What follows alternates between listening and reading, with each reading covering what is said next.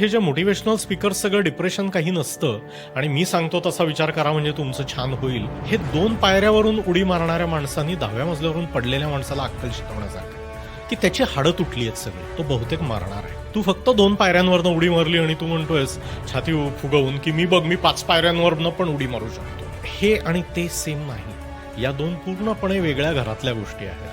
भावना तिथे अडकून बसणं आणि त्या तिथून सुटू न शकणं, त्यामुळे एकंदरीत अनुभवाचा जगाबद्दलचा तुमचा दृष्टिकोन पूर्णपणे बदलणं आणि ह्याची तीव्रता वाढत जाणारी असते.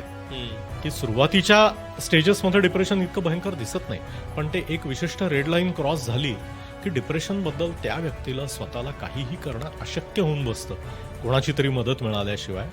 हा त्याच्यातला गाभा आहे की नुसतं वाईट वाटणं किंवा काहीतरी घडणं आणि त्याच्यामुळे स्वतःवरचा थोडा वेळ विश्वास उडणं हे डिप्रेशन नव्हे.